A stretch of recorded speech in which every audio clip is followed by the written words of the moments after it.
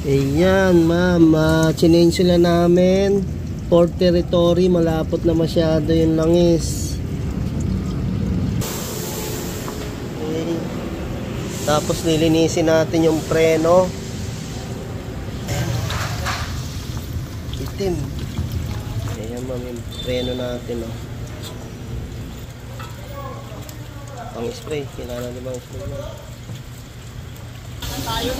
Yung mga idol, dahil imiingay kaya nilinisan na rin natin. Pag maingay yung preno nyo at makapal pa naman, cleaning lang. Change na rin natin, yun yung ating oil filter. Ayan ma'am, nalinisan na po namin preno. Yung kaliwa, stabilizer yata. Okay, sige, spray mo na kuya. Ayan o. Kaya ma'am, inispray na namin ng pang cleaning yan o.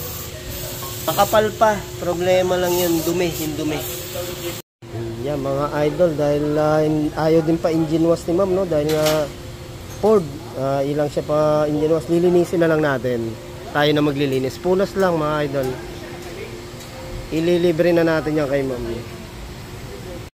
Ayan mga idol, nalinisan na nga natin, no? Konting-konting ano lang para mabawasan.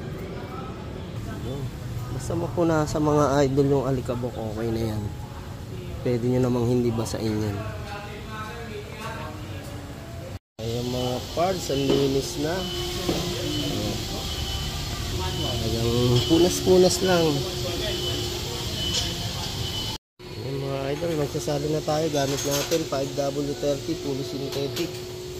Ayan mga idol. Bali, ito mga papsa, nilalagay lang natin dito 3.8 liters.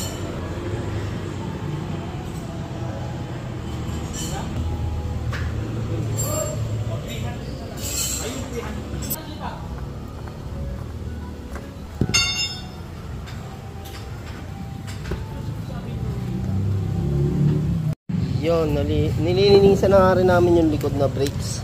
Itong sasakyan ni mama. Ito naman yung sa right side natin yan, liha. Tapos yan mga idol, gagamitan natin ng Pro 99 brake cleaner natin. Sukatin natin yung langis ni mama. Ito, Ford, ayos, ang linaw. Idol, ba talaga pag bago